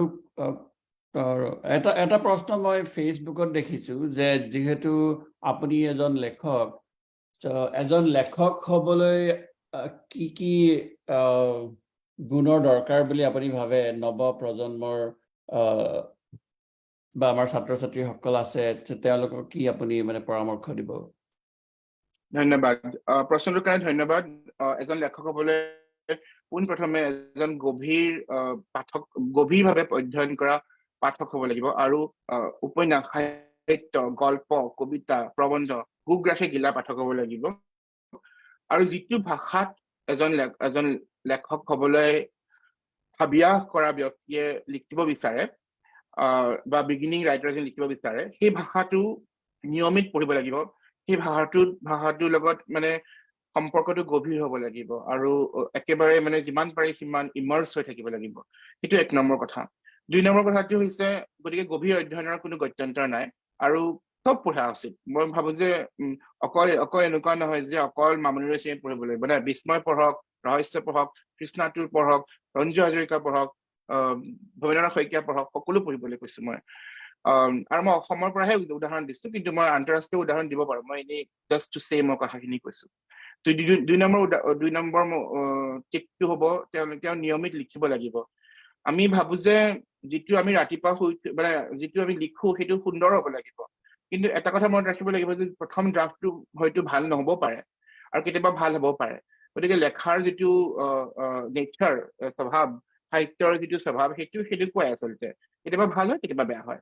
গতিকে কিন্তু সদায় লিখিব লাগিব। আৰু তাৰ কাৰণে মানুহে ক'ব যে আমি ক'ত আইডিয়াছ পাম। নিজকে এটা আইডিয়া দি ল'ব লাগিব আৰু নিজকে কিছুমান পৰিস্থিতি দি ল'ব লাগিব। আজিকালি ইণ্টাৰনেটত গ'লেও এদিন পোৱা যায়, ধৰি লোৱা অমুক আৰু দুজন পুৰণি বন্ধু এটা ডেটত গ'ল, কিন্তু তেওঁলোকে হয়তো নিজকে ক'বলৈ পৰা নাই নিজৰ মনৰ কথাখিনি, কাৰণ দুজন বাল্য বন্ধু হয়। সেই টেনচন থকা চিনটো বৰ্ণনা কৰা, এনেকুৱা ধৰণৰ প্ৰম্পট আজিকালি কোটি আছে ইণ্টাৰনেটত। গতিকে সেই প্ৰম্পটটো ইউনিভাৰ্চেল হয়। আমি অসমত, ডিব্ৰুগড়ত, বৰপেটাত য'তে ত'তে আপুনি পটভূমিটো ঠিক কৰি লৈ নিজৰ এটা চিনাকি পটভূমি দি লৈ পেলাই আমি সেইটো নিজৰ ইমেজিনেশ্যনটো, নিজৰ কল্পনা শক্তিটো আমি প্ৰবল কৰিবলৈ সেই কথাটো চিন্তা কৰি লিখিব লাগিব। আৰু সেইটো অভ্যাস, সেই অভ্যাসটো কৰিলেই মানে আচলতে লিখাৰ হাতটো ভাল হৈ যায়। যিমান লিখিব সিমান বেছি ভাল হ'ব। যেনেকে যিমান মানুহে ৰিয়াজ কৰে সিমান বেছি ভাল হয় গায়কীটো, তেনেকে যিমান লিখিব সিমান ভাল হ'ব। আৰু এটা ডাঙৰ কথা, সেইটো হৈছে তৃতীয় কথা, সেইটো হৈছে লিখি উঠিয়ে মানুহক দেখুৱাটো উচিত নহয়। লিখি উঠি এবছৰমান বস্তুটো মই মিনিমাম 6 মাহ বুলি ক'ম, এবছৰ হ'লে কোনো আপত্তি নাই। লিখি উঠি মানুহে 6 মাহ, বছৰেকমান বস্তুটো ৰাখি থোৱা উচিত। আৰু বাৰে বাৰে এমাহ মূৰত, 2 মাহ মূৰে গৈ সেইটো চাই পেলাই ৰিভাইজ কৰা উচিত। এনেকে আৰু ভাল কৰিব পাৰি। আৰু কেনেকে আৰু ভাল কৰিব পাৰি, সেইটো কেনেকে কৰিব, সেইবিলাক কেনেকে সেই ভাল কৰা টিপছবোৰ ক'ৰ পৰা পাব, আচলতে সেইবোৰ গভীৰ অধ্যয়ন যিমান কৰি থাকিব সিমান পাব। গতিকে ৰিভাইজ কৰিব লাগিব আৰু কাকো দেখুওৱা উচিত নহয়। ছ'চিয়েল মিডিয়াত পোষ্ট কৰে আজিকালি, মই ভাবো যে ছ'চিয়েল মিডিয়াত পোষ্ট কৰা উচিত নহয়। কাৰণ এটা লেখাৰ এটা নতুন ড্ৰাফ্ট থাকে, যিটো আপোনাৰ ড্ৰাফ্ট থাকে, সেইটো সেনেকে মানে প্ৰকাশ কৰাৰ লগে লগে তাৰ যিটো সম্ভাৱনা থাকে, সেই সম্ভাৱনাখিনি একেবাৰেই মূৰ কৰি দিয়া যায়। কাৰণ এটা লেখা যদি বহুত মাহ ধৰি ৰিভাইজ কৰা যায়, তাৰ যিটো এটা সুন্দৰ এটা সৃষ্টি হয়, সেইটো যিমানখিনি ডেভেলপ হয়, সেই ডেভেলপ কৰাৰ সম্ভাৱনাখিনি কাৰোবাৰ লগত শ্বেয়াৰ কৰাৰ লগে লগে বা ছ'চিয়েল মিডিয়াত পোষ্ট কৰাৰ লগে লগে সেই সম্ভাৱনাটো নোহোৱা হৈ যায়। গতিকে এইকেইটা মই টিপ দিম মই লেখক হ'বলৈ। আৰু মানুহে ভাবে যে মোৰ এতিয়া ইনস্পিৰেশ্যন হোৱা নাই, গতিকে মই এতিয়া নিলিখো। এইটো অত্যন্ত ভুল ধাৰণা। মানুহে সদায় এটা সময় বান্ধি লৈ সেই সময়টোত লিখা উচিত। আৰু বেয়া লিখিলেও লিখা উচিত, ভাল লিখিলেও লিখা উচিত। আৰু যদি লিখিব নোৱাৰে, আগতে কি লিখিছে সেইখিনি এডিট কৰা উচিত, ৰিভাইজ কৰা উচিত। আৰু যদি সেইটোও কৰিব নোৱাৰে, তেনে কিতাপ এখন উলিয়াই লৈ সেইদিনাখন নিজে পঢ়া উচিত। সেই 1 ঘণ্টা বা 2 ঘণ্টা সময় যদি নিজকে দি লয়, কিতাপ এখন উলিয়াই লৈ মই আজি গল্প লিখিব পৰা নাই, গতিকে মই গল্প এটাকেই লিখো মই বা পঢ়ো, বা গল্প মই আজি 2 ঘণ্টা সময়ত মই 4টা গল্প পঢ়ি শেষ কৰিম। সেই নিয়মানুবৰ্তিতাটো লাগিব, তেতিয়াহে মানুহে ভাল লেখা লিখিব পাৰে।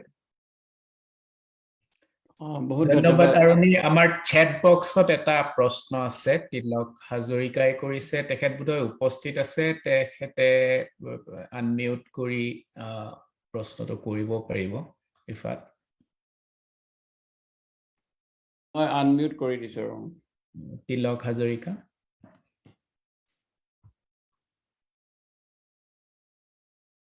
হেল্ল', নমস্কাৰ। নমস্কাৰ। আপোনাৰ আজি মানে মুখামুখি আপোনাৰ কথা শুনি খুবেই আপ্লুত হৈছো, খুবেই ভাল পাইছো। বহুত দিনৰ পৰা আপোনাৰ নামটো শুনি আছো, আপোনাৰ লিখাও পঢ়িছো।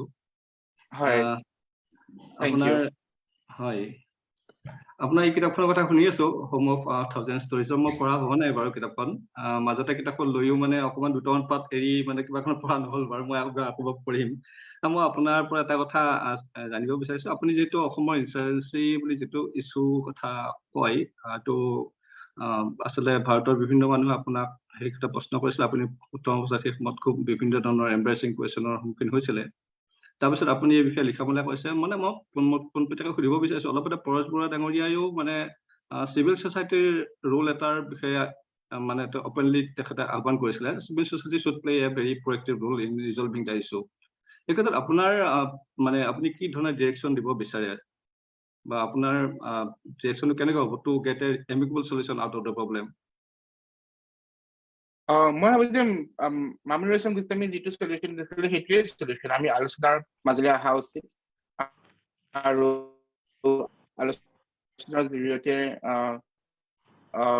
সমস্যাবিলাকৰ সমাধান কৰা উচিত কাৰণ আন্তঃৰাষ্ট্ৰীয় পৰ্যায়ত আমি সেইটোৱে দেখিছো আলোচনাৰ জৰিয়তেই সমস্যাবিলাকৰ সমাধান হয় ইনসাৰ্জেন্সিয়ে হওক বা যিকোনো ধৰণৰ বিপ্লৱী সমস্যা হওক সেইবোৰ আপোনাৰ গঢ়ি উঠাৰ মূল কাৰণ কিছুমান থাকে আৰু তেওঁলোকে সেই কাৰণবিলাক যে অস্ত্ৰ তুলি লোৱাৰ বহুত আগৰ পৰা কৈ থাকে কিন্তু চৰকাৰে এনেকুৱা এটা চৰকাৰ বুলি নহয় ভাৰতৰ বুলি নহয় বিভিন্ন ধৰণৰ চৰকাৰ বিলাক এনেকুৱা যে তেওঁলোকে সেই ডিমাণ্ড বিলাকৰ প্ৰতি কোনো গুৰুত্ব নিদিয়ে আৰু তাৰপিছত যেতিয়া মানুহে একেবাৰে মানে ফ্ৰাষ্ট্ৰেটেড হৈ পেলাই অস্ত্ৰ তুলি লোৱা হয় মই নাভাবো যে কোনো এজন মানুহে কেৱল বিধ্বংসা বা হিংসাত্মক কামত পাৰ্টিচিপেট কৰিম বুলি অস্ত্ৰ তুলি লৈ নলয় তেওঁলোকে অস্ত্ৰটো একেবাৰে আচলতে শেষ পন্থা সেইকাৰণেহে লয় গতিকে শেষ পন্থাটো হোৱাৰ আগতে তেওঁলোকে বহুখিনি কথা কয় বহুখিনি কথা হয়তো কৈছে লিখিছে সেই কথাবোৰ আমি হৃদয়ংগম কৰা উচিত পঢ়া উচিত ৰিচাৰ্চ কৰা উচিত আৰু যিবিলাক মানুহে এই বিষয়ে গভীৰভাৱে অধ্যয়ন কৰিছে সেইবিলাক মানুহে এই বিষয়ে বহুত কিতাপ পত্ৰ লিখি গৈছে তেওঁলোকৰ কিতাপ পত্ৰ আমি পঢ়া উচিত পলিচি মেকাৰৰ কথা আমি শুনা উচিত একাডেমিক্সৰ কথা আমি শুনা উচিত আৰু তেওঁলোকে বাৰে বাৰে আমাক এইটোৱে কৈছে যে আলোচনাৰ জৰিয়তে সকলোখিনি সমাধান হ'ব আৰু এটা কথা হয় চিভিল সোসাইটিয়ে মানুহে জাগ্ৰত হ'ব লাগিব কিন্তু মই নাজানো এতিয়া আমাৰ বৰ্তমান পৰিস্থিতিত চিভিল সোসাইটি জাগ্ৰত কিমান জাগ্ৰত হ'বলৈ তেওঁলোক সক্ষম হয়নে নহয় ধন্যবাদ অৰুণী আৰু এটা প্ৰশ্ন দেৱজ্যোতি তেখেতে কৰিছে দীঘলীয়া প্ৰশ্ন গতিকে মই দেৱজ্যোতি আপোনাক অনুৰোধ কৰিম আপুনি যদি নিজে প্ৰশ্নটো সুধি দিয়ে আপুনি সুধিব পাৰে আপোনাক আনমিউট কৰিছো Hi Aruni, প্ৰশ্নটো মই chat boxত দিছিলো but somehow it's gone missing মানে মই দেখা পোৱা নাই প্ৰশ্নটো নাইকিয়া হৈ থাকিলে so মই repeatedly মই repeat কৰিছো questionটো you have spoken about first I would like to congratulate you on the award that you have bagged recently on your translation work. Thank you so much. You have spoken about the importance of translating works from English to Assamese or from Assamese to English. এনেকুৱা কেতিয়াবা হৈছে নেকি যে do you think like it's advisable as an author নিজৰ কামটো নিজে translate কৰাটো বেছি ভাল বেলেগে ট্ৰান্সলেট কৰাতকে so it lends some kind of credibility to the work as original author এটা তোমাৰ কামটো বেলেগে ট্ৰান্সলেট কৰিছে maybe তুমি প্ৰুফ ৰিড কৰি দিছা বা পঢ়ি দিছা হেনেকুৱা হ'ব পাৰে হেনেকুৱা অৱস্থাত মানে do you think like author জনে নিজে যেতিয়া ইংৰাজীত লিখিছে simultaneously Assamese version to লিখিব পাৰি that would be better than someone else translating the work I think the question arises mainly because I know Assamese isn't it যদি মই অসমীয়া নাজানিলে সেইটো কোৱেশ্চনটো নুঠিলেহেঁতেন right yeah এতিয়া মোৰ লেখা পলিশ চলে ট্ৰান্সলেট মইতো পলিশ নাজানো মই কেনেকৈ এপ্ৰুভ কৰিবলৈ নোৱাৰো so it's very regular and very normal for authors to not read their translations and not do their own translations self-translation is a thing for example Kuratulin Haider did self-translation Mamunur Islam did self-translation Dr. Hatri Ekho Haudakhon নিজে অনুবাদ কৰিছে আৰু মই আসলে মই ইমানখিনি কথা ভাবাই নাছিলো I simply don't have time I don't want to spend another time translating my own novel to Assamese. I would rather write something else, translate somebody else's work. I simply don't have time to translate my own work, and I don't intend to spend any more time on a book that I wrote so many years ago. Okay, thank you. Thank you so much for the question. ধন্যবাদ দেৱজ্যোতি ডাঙৰীয়া আৰু এটা প্ৰশ্ন শিৱসাগৰ ছোৱালী মহাবিদ্যালয়ৰ পৰা আহিছে মই তেওঁলোকক আনমিউট কৰি পেলাই প্ৰশ্নটো সুধিবলৈ অনুৰোধ কৰিব খুজিছো one second please good evening good morning from America okay Aruni Kashyap Danoria I think I'm very happy to listen to you at this moment you have shown how literature I mean, creative writing can be one of the best ways to show which the root you belong. And you are one of the finest example of you belong to Northeast. Thank you. Thank you so much. That's very kind. It's my pleasure. So, why do you think that our Northeast literature is different from the mainstream, and why only a few writers have been able to come up to the mainstream literary writing in India or international level? Sama Shiva Prasad believes it's a girls' college or English. Thank you so much, Dr. Shiva Prasad. There are a couple of reasons.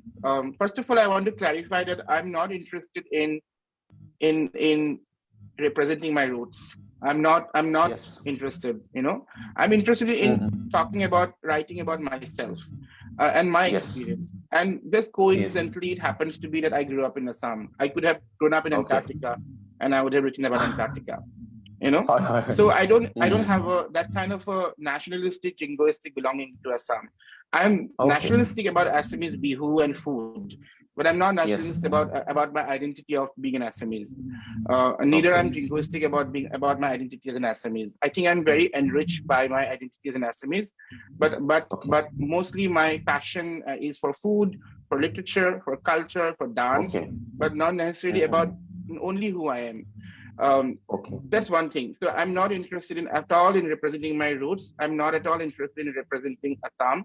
I'm not interested in even representing Chetliguri. I'm not even interested in representing my mother, whose work I translate. So that's one thing I would like to clarify at the beginning. There's two reasons. I think you have asked me a question why so little writers from Northeast. I think one of them is canon building. Like for example, English. Well, most of the metropolitan areas in India, like Calcutta or Delhi or Chennai and Bombay, they had English medium schools set up much earlier on. Like if you look at it, actually, they have schools from the 18th century in Calcutta.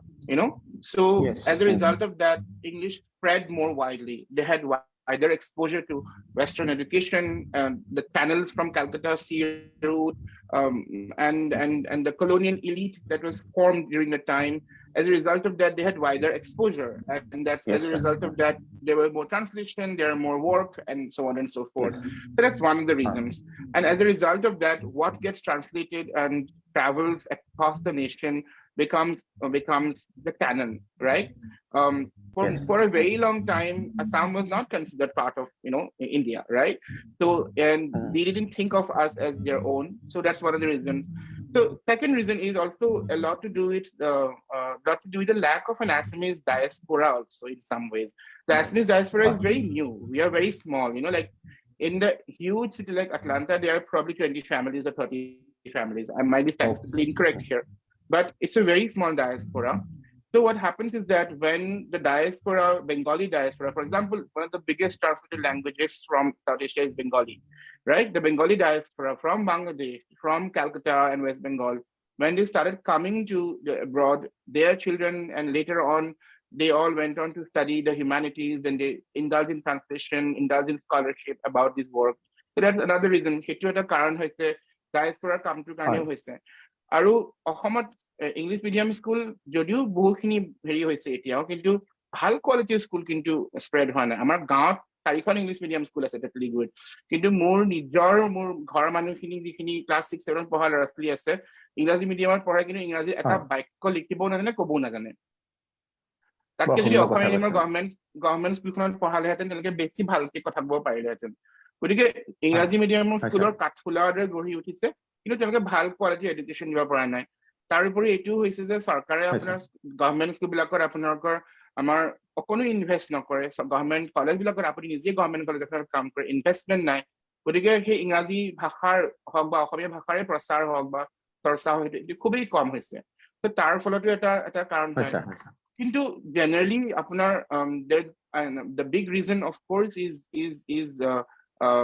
why it is not translated is because also largely due to racism they think that we are not equals এতিয়াও অসমত আপোনাৰ অসম বা উত্তৰ পূৰ্বাঞ্চলৰ বিভিন্ন ৰাজ্যত আমাক আফস্পাৰ ৰুলছখিনি এতিয়াও চলি আছে গতিকে ভাৰতৰ বিভিন্ন জাগাত এজন মানুহক এৰেষ্ট কৰিবলৈ ৱাৰেণ্ট লাগে কিন্তু উত্তৰ পূৰ্বাঞ্চলৰ বহুত ৰাজ্যত নালাগে গতিকে আমি কি আমি আসলে unequal citizens. We have the same passport, but we are not treated equally. So and we are not treated equally because তেওঁলোকে আমাক নিজৰ একে সমপৰ্যায়ৰ নাভাবে, সেইটো এটা ডাঙৰ কথা। কিন্তু এই বঞ্চনাৰ কথা মই বহুখিনি কৈছো, আৰু বঞ্চনা আৰু উপেক্ষাৰ কথা মই কৈ ভাগৰি পৰিছো। গতিকে মই এতিয়া কবলৈ মই ইমান ইচ্ছা নকৰো, নিজে হাতে কামে লাগিছো। মই যদিও উপন্যাসিক হয়, মোৰ নিজৰ উপন্যাসৰ কাম বাদ দি মই অনুবাদ কৰিছো, আৰু যিমানখিনি পাৰো কৰিছো, আৰু মই আশা কৰো যে আনেও যাতে কৰক, যাতে সেইটো মই বিচাৰো মই। গতিকে মই যেতিয়া আনে কৰিবলৈ, তেতিয়াহে মই আশা কৰিব পাৰো যদি মই নিজে কৰো। গতিকে আপুনি ইংৰাজীৰ শিক্ষক অধ্যাপক হয়, মই বিচাৰো আপুনি নিজে ইংৰাজী অনুবাদ কৰিবলৈ আগবাঢ়ি আহক, ভাল লেখা অনুবাদ কৰিবলৈ আগবাঢ়ি আহক, আৰু তেতিয়া আমি একেলগে কাম কৰি যাম। আৰু এটা ডাঙৰ কথা হৈছে আমি এটা নতুন প্ৰজন্মৰ এটা সৃষ্টি কৰিব লাগিব, যিবিলাকক আমি সহায় কৰিম। মই এটা কথা খুব স্পষ্টকৈ ক'ব বিচাৰো যে আমি সেই যিটো ছাপোৰ্ট গ্ৰুপ, যিটো এতিয়া 15 মিনিট শিক্ষাই দিছে, সেইটো বিৰাট ডাঙৰ কথা যে আমি নতুন প্ৰজন্মৰ এটা সহায় কৰিম। এই ধাৰণাটো কিন্তু সকলোৰে মাজত গঢ়ি উঠিব লাগিব। তেতিয়া আমি ইজনে সিজনক সহায় কৰিলে আমাৰ সাহিত্যটো ওলাই আহিব পাৰিম। গতিকে মই সেইকাৰণে ভাবিলো যে মই কিমান দিনৰ দিল্লীয়ে আমাক দিবনে নিদিয়ে সেইটোলৈ চাই থাকিম। গতিকে মই চিধা আমেৰিকা, গুৱাহাটীৰ পৰা, তেতলিগুৰিৰ পৰা মই নিউয়ৰ্কলৈ লৈ আহিলো থংচীৰ সাহিত্য বুলি ক'ব পাৰে আপুনি। ঠিক তেনেদৰে মই দীপক কুমাৰ বৰকাকতি ধৰি লওক, এতিয়া বহুখিনি ধৰণৰ বিভিন্ন কাৰণত দীপক কুমাৰ বৰকাকতিৰ কাৰণে যিটো এটা ৰাষ্ট্ৰীয় অনুদান এটা পালো মই আমেৰিকাত, নেশ্যনেল এণ্ডাউমেণ্ট ফৰ দ্য আৰ্টছ বুলি কয়। দীপক কুমাৰ বৰকাকতিয়ে 9খন উপন্যাস লিখিছে, কিন্তু অসমৰ মানুহে তেওঁক তথাপিও এটা সমালোচনা পৰ্যন্ত তেওঁ ভাল ওলোৱা নাই, এটা এৱাৰ্ড তেওঁক দিয়া নাই। এৱাৰ্ড নিদিলেও তেওঁ একেবাৰেই তেওঁ অসমীয়া সাহিত্যৰ প্ৰান্তত আছে। এতিয়া তেওঁ কোনো প্ৰান্তীয় জনজাতি বা ধাৰ্মিক সংখ্যালঘুও নহয়, তথাপিও তেওঁ প্ৰান্তত আছে, despite writing brilliant novels. গতিকে অসমতো এনেকুৱা ধৰণৰ হয়তো কিছুমান পৰিস্থিতি আছে যাৰ ফলত হয়তো যোগ্য মানুহে হয়তো সন্মান পোৱা নাই। গতিকে মই ভাবিলো যে মোৰ যিহেতু এটা কৰিব পৰা সক্ষমতা আছে, মই গুৱাহাটীৰ পৰা হয়তো দিল্লীলৈ নানি পেলাই মই চিধা আমেৰিকালৈকে লৈ আহিলো। কিন্তু দিল্লীৰ জৰিয়তে আমাৰ কামবোৰ নহয়, আমি এতিয়া ইণ্টাৰনেটৰ যুগত চিধা আমি দিল্লী, অসমৰ পৰা ফ্ৰান্সলৈ, অসমৰ পৰা আমেৰিকালৈ আমি অহাৰ সম্ভাৱনা আছে। আৰু আপুনি সুধিছিলে how is it different the literature of Northeast? I think literature of Northeast is different because identity is such an important thing. Identity and belonging and rootedness, and we are also made up of numerous ethnic communities that really, each ethnic community have oral cultures, their different stories and folk tales. So that becomes a huge part of the Northeast literature. And another thing is that folk imagination and oral imagination is a very important part of most of the Northeastern writers. The other thing is that there is a tension, as we have already established, and we all know there's a tension between Northeast and the rest of India, and this tension actually makes it a very fecund ground for good literature, because without tension, good literature doesn't really exist. So the tension has yielded some really interesting writing. And the final and foremost thing is that many of the Northeastern writers are, even though they do not write in 2 languages, they are supremely bilingual. They engage in translation. Look at the Northeast Writers Network in Guwahati and Shillong. They translate, they anthologize, and more importantly, they are a very self-conscious group. Like, nobody in India says we are Delhi Writers Group, right? But Northeast writers want to say that they are Northeast writers. The Shillong poets and the Northeast Writers Forum, they are calling themselves as writers from the Northeast. They are appropriating the administrative identity, because it was an administrative identity, right? Like, none of us grew up calling ourselves Northeast most of the time, but when we go out, we find that, oh, you're from Northeast. So that administrative identity, which was used sometimes even in an insulting way, pejorative way, these writers in the 90s and the 80s, they appropriated it, and they refurbished it and made it the identity that we should be all proud of. So I think these are some of the broad differences, but of course, being unequal citizen creates an enormous amount of tension and anxiety and also resistance. And as a result of that, the literature that is produced from this location becomes very different from the rest of the country. Thank you, sir. From Sivsar Girls College, I would like to thank you, and we look forward to collaborating you in future. Thanks for answering. Thank you very much. And Thank you. I have felt really inspired listening to you. I'm so glad to hear that. Thank you so much. Okay, sir. Thank you so Next much, to sir. Nat, sir. Thank you again. And thank you, Aruni. আৰু এটা প্ৰশ্ন আছে জাকিৰ হুছেইন তেখেতে কৰিছে তেখেতে নিজে সুধিব পাৰে প্ৰথমে মই আয়োজকসকলে ধন্যবাদ জনালো মোৰ মাতটো নিশ্চয় শুনিছে শুনিছো আৰুনি মই এটা কথা আপোনাৰ পৰা জানিব বিচাৰো যে লিখক হিচাপে আবেগক নিয়ন্ত্ৰণ আপুনি কেনেকৈ কৰে বা নিয়ন্ত্ৰণ কৰাটো উচিত নে সেইটো উপন্যাসখন বা গল্পটো লৈ কথা কিন্তু আবেগক যেতিয়া ফাৰ্ষ্ট ড্ৰাফ্ট লিখি থাকো মই তেতিয়া মই আবেগক মই নিয়ন্ত্ৰণ কৰিব নিবিচাৰো কাৰণ তেতিয়া মই একেবাৰে যিখিনি মোৰ সম্পূৰ্ণ আবেগিক সত্য সেই আবেগিক সত্যখিনি মই পৃষ্ঠাত মই ধৰি ৰাখিব চেষ্টা কৰো কিন্তু যেতিয়া মই লিখিলো ফাৰ্ষ্ট ড্ৰাফ্টটো আৰু এক ধৰণৰ আচলতে লিখাটো এক ধৰণৰ চেনেলিং বুলি ক'ব পাৰি যেনেকৈ ধৰি লওক আপোনাৰ এজন অভিনেতাই গৈ পেলাই কয় যে মই অমুকটো চৰিত্ৰৰ আবেগখিনি মই চেনেল কৰিম আৰু ষ্টেজত মই উপস্থাপন কৰিম ঠিক তেনে লেখক এজনে চৰিত্ৰ এজনৰ আবেগখিনি উপলব্ধিখিনি চেনেল কৰি আনে আৰু সেইটো পাৰফৰ্মেঞ্চটো আপোনাৰ পৃষ্ঠাত হোৱা শব্দখিনি কিন্তু যেতিয়া মই এডিটিং কৰো সেই আবেগখিনি মই যেতিয়া গম পাওঁ যে এইখিনি বেছি আবেগিক এইখিনি পাৰ্পল প্ৰ'জ হৈছে ধৰি লওক বা অত্যন্ত বেছি আবেগিক হৈছে সেইখিনি মই যেতিয়া মই কাটি আনি আপোনাৰ কাৰণ less is more in literature always সেইকাৰণে মই তেতিয়া মই সেইখিনি হেৰি কৰোঁ গতিকে মই যদি আপোনাৰ প্ৰশ্নটো থুলমূলকৈ উত্তৰ দিব বিচাৰো তেতিয়া কম যে মই আবেগক প্ৰথম দফা লিখোঁতে কণ্ট্ৰল নকৰিলেও হ'ব কিন্তু যদি এডিটিং কৰোঁ বাৰে বাৰে এডিটিং কৰোঁ বাৰে বাৰে ৰিভাইজ কৰোঁ তেতিয়া আমি আবেগটো টানি আনি অলপ কমাই অনা উচিত এইটো এক ধৰণৰ মানে ভাস্কৰ্যতাৰ নিচিনা এটা আপুনি শিল এটুকুৰা লৈছে সেই শিল টুকুৰা কাটি তাৰ পৰা বস্তুবোৰ ওলাই যোৱাৰ পিছতে কিন্তু সুন্দৰ যিটো শ্বেপৰ মূৰ্তিটো ওলাই ঠিক তেনেকুৱা এটা হৈছে এডিটিং প্ৰচেছটো ধন্যবাদ অৰুণী আৰু এটা প্ৰশ্ন আহিছে অনন্ত গগৈ ডাঙৰীয়াৰ পৰা আপুনি প্ৰশ্নটো নিজে কৰিব পাৰে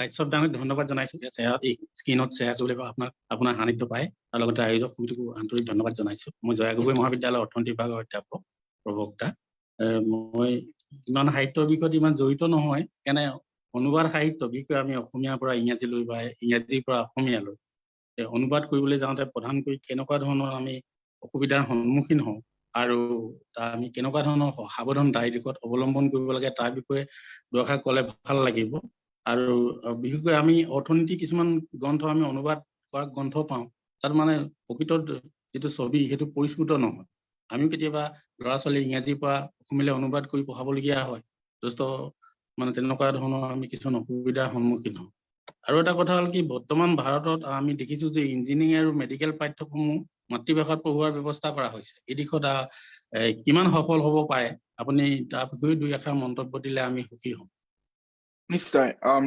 ইঞ্জিনিয়াৰিং আৰু মেডিকেল পাঠ্যক্ৰমৰ জীৱনত চুইয়ে পোৱা নাই গতিকে মই এই বিষয়ে একো নকওঁ আৰু কিন্তু অনুবাদ যেতিয়া অসমীয়াৰ পৰা ইংৰাজীলৈ কৰা যায় বা ইংৰাজীৰ পৰা অসমীয়ালৈ কৰা যায় আটাইতকৈ ডাঙৰ প্ৰব্লেমটো হৈছে ভইচৰ কাৰণ বিশেষকৈ উপন্যাসিক বা গল্পত আপোনাৰ ভইচ থাকে অৰ্থাৎ আপোনাৰ এটা চৰিত্ৰই কেনেদৰে কথা কয় কেনেকুৱা টোনত কথা কয় কেনেকুৱা সুৰত কথা কয় সেই সুৰটো ভাষা এটাৰ লগত খুব ওতঃপ্ৰোতভাৱে জড়িত হৈ থাকে সেই ধৰি লওক যদি চৰিত্ৰটোৱে হিউমাৰাছ উইথ অলপ কৌতুকপূৰ্ণ কথা কয় সেই কৌতুকটো আপোনাৰ অসমীয়া ভাষাৰ যিটো কালিকা থাকে সেইটো বেলেগ ধৰণে প্ৰকাশ কৰা যাব কিন্তু ইংৰাজী সেইটো বেলেগ ধৰণে প্ৰকাশ কৰা যাব যদি সেইটো আক্ষৰিক ধৰণে যেতিয়া অনুবাদ কৰা হয় সেইটো সম্পূৰ্ণ প্ৰকাশ নহয় এতিয়া অনুবাদকজন আৰু অনুবাদকৰ লগত লেখকৰ লগত আলোচনা কৰি টাৰ্গেট ভাষাটোত যিটো আটাইতকৈ সুইটেবল হ'ব সেইটোৱে আচলতে অনুবাদ কৰা উচিত গতিকে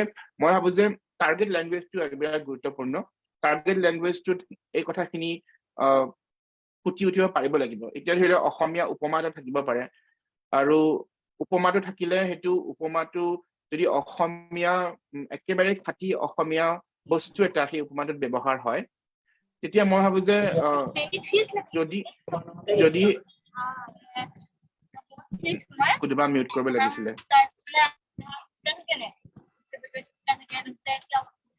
Kindly mute কৰক ৰ'ব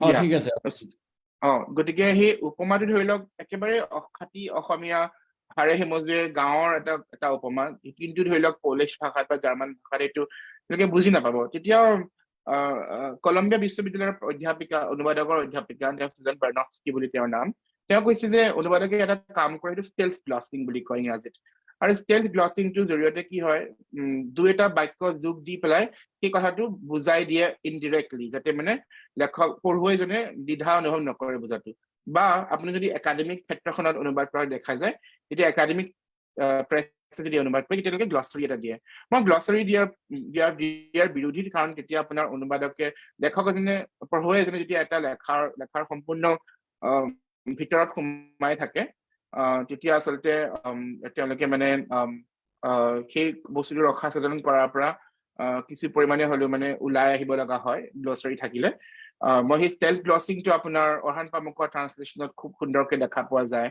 আপোনাৰ এডিথ গ্ৰছমান নামৰ অনুবাদক গৰাকীয়ে কৰিছে আৰু এডিথ গ্ৰছ মৰিন ফ্ৰিলিয়ে কৰিছে গেব্ৰিয়েল গাৰ্চিয়া মাৰ্কেজৰ উপন্যাসবিলাকতো এডিথ গ্ৰছমানে তেনেকে ট্ৰান্সলেট কৰিছে ইনফেক্ট মই এইটো কোনে কৈছিল পাহৰিলো কিন্তু মোক এজন লেটিন আমেৰিকান লেখাৰ অধ্যাপক এজনে কৈছিল যে গাৰ্চিয়া মাৰ্কেজে কৈছিল যে তেওঁ 100 Years of Solitudeখন ইংৰাজী অনুবাদটো স্পেনিছ অৰিজিনেলতকৈ বেছি ভাল আৰু সেইকাৰণে মানে বহুখিনি মানে কলম্বিয়া দেশত ধেমালি কৰে যে কাৰণ 100 Years of Solitudeখন যদি আটাইতকৈ ভাল স্পেনিছ উপন্যাস স্পেনিছ ভাষাৰ উপন্যাস তেনে ইংৰাজীখন যদি তাতোতকৈ ভাল তেতিয়া ইংৰাজীখন স্পেনিছলৈ অনুবাদ কৰিলে সেইখন আটাইতকৈ বেছি ভাল হৈ যাব এনেকে ধৰণৰ হেনো মানুহে ধেমালি কৰে হেনো কিন্তু এটা কথা মনত ৰাখিব লাগিব যে আমি অনুবাদ কৰিলে কিছুমান কথা আমাৰ লাষ্ট হয় আৰু কিছুমান কথা আমাৰ গেইন হয় সেইটোৱে অনুবাদৰ ধৰ্ম কিন্তু মই যেতিয়া অনুবাদৰ বিষয়ে বিভিন্ন ধৰণৰ কৰ্মশালা বা আলোচনাত যাওঁ আৰু বিশেষকে অসমত দেখিছো কি লাষ্ট হ'ল সেইটো লৈ মানে মানুহবিলাকে বৰ চিন্তা কৰি থাকে কিন্তু কি গেইন হয় সেইটো কোনো দিন চিন্তা নকৰে গতিকে মই ভাবো যে কি গেইন হয় সেইটো চিন্তা নিশ্চয় কৰা উচিত বেছিকে Thank you again. There is another question from Dr. Pallavi Barua. Apani nije khudhibo pare, apanak unmute korisu. Hello, Ornida. Good morning. Moi Pallavi Barua. Good morning. The House with 1,000 Stories is one of my favorite novels, and I'm just curious, like how far is Pablo similar to you, or like how far is it autobiographical?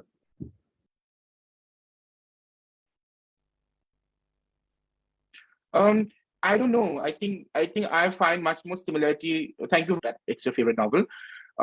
But I think I'm much more similar to actually Ola Jathai. You know, if in another life I would have been Ola Jathai much more. Actually, it's actually when people write novels, people ask how autobiographical it is, and when they write memoir, they try to say how much of this is exaggerated. So it's a question that I'm actually reluctant to answer. Because I don't think we can find an answer to this. Every character out there is autobiographical. Every character there is a chunk of me, a chunk of my heart is with each one. Even the characters I don't like, even the characters who are terrible, mean people. So I think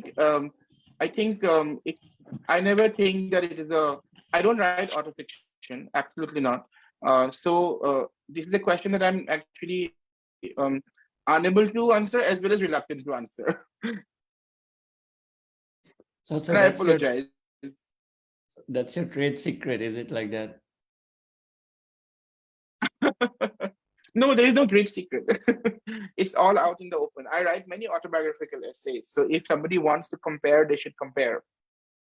No, I'm just joking. So there is a question from Dr. Archana Sakya. Can you please go ahead?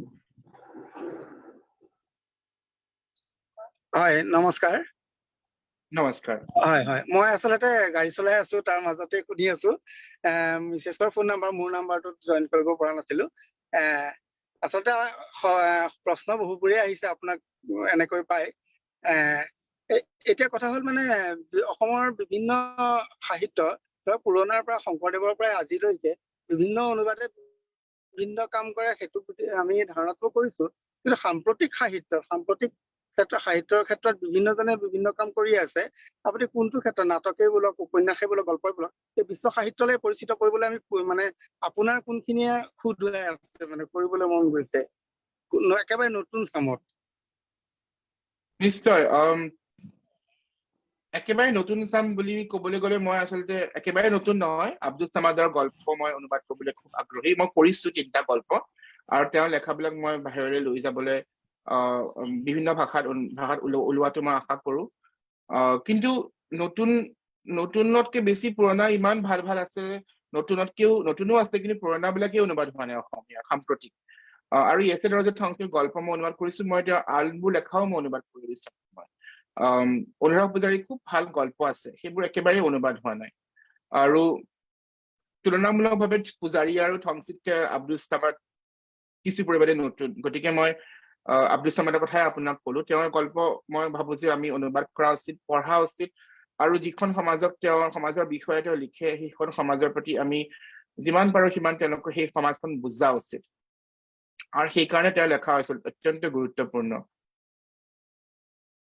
ধন্যবাদ অৰুণী অনিতা বৰুৱাৰ এটা প্ৰশ্ন আছে এটা আপুনি সুধিব পাৰে ধন্যবাদ হেল্ল' অৰুণী 15 মিনিট শিক্ষালৈ মোৰ আন্তৰিক ধন্যবাদ আজি আমাৰ প্ৰিয় অৰুণীক আমাৰ মাজত আনি দিয়াৰ বাবে অৰুণী একেবাৰে সৰু কাৰণে তুমি বুলি কৈছো নামকাৰী মাতিছো নিশ্চয় প্লিজ most probably 2009 মানত ব্লগাৰত তোমাৰ বহুতবোৰ কবিতা পঢ়িছিলো তেতিয়া খপককে আমি সাৰ্চ কৰোতেহে পাইছিলো তেনেকেহে তোমাক চিনি পাইছিলো তেতিয়া most probably এটা আছিলে ৱৰ্ড টু এ স্পাইডাৰ এনেকুৱা এটা আছিলে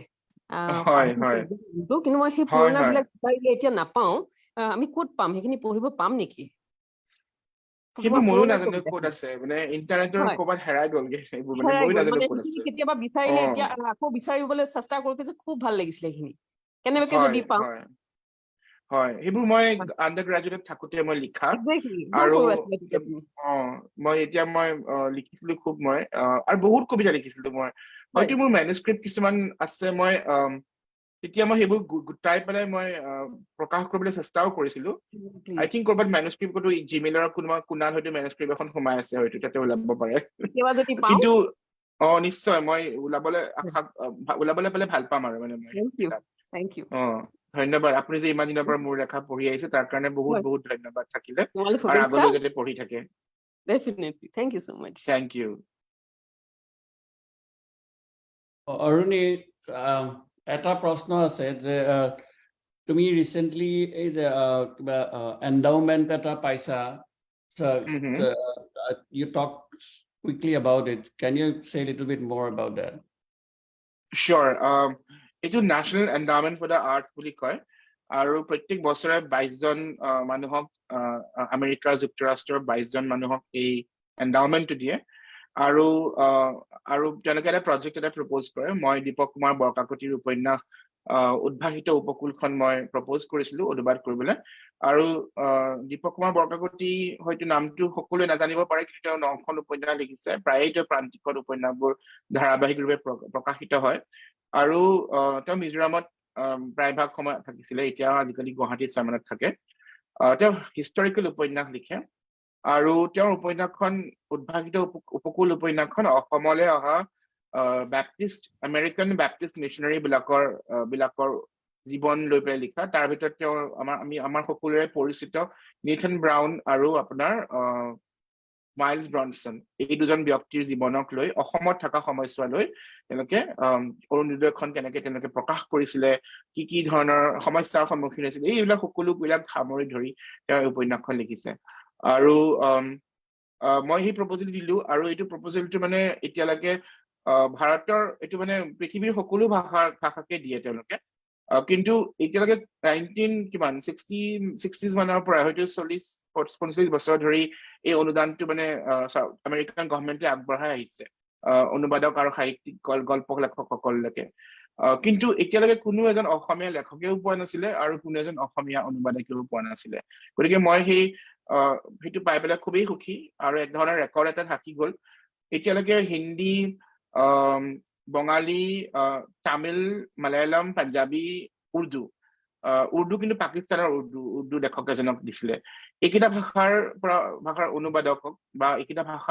ভাষালৈ এই সন্মানটো আহিছে আগতে কিন্তু অসমীয়ালৈ অহা নাছিলে গতিকে মই এইটো অহাৰ কাৰণে খুবেই ভাল পাইছো কাৰণ এক ধৰণে মানে এইটো বহুত এটা সন্মানীয় গ্ৰান্ট হয় আৰু অসমৰ এইজন লেখকে তেতিয়া বহুখিনি সন্মান পাব এই গ্ৰান্টটোৰ ফলত ইয়াৰ প্ৰকাশক গোষ্ঠীয়ে তেওঁৰ লেখক অত্যন্ত চিৰিয়াছলি ল'ব সেইটো মোৰ কাৰণে খুবেই আনন্দৰ খবৰ এটা আৰু অসমৰ কাৰণেও আনন্দৰ খবৰ বুলি মই ধাৰণা কৰো মই আপোনাকো আমি এই সুযোগতে অভিনন্দন জনাইছো এই এন্ডাউমেন্টটো পোৱাৰ কাৰণে আৰু আপুনি যদিও দীপক বৰকাকতি ডাঙৰীয়াৰ লিখনিটো আপুনি প্ৰকাশ কৰিব পাৰিব আৰু সেই সুযোগতে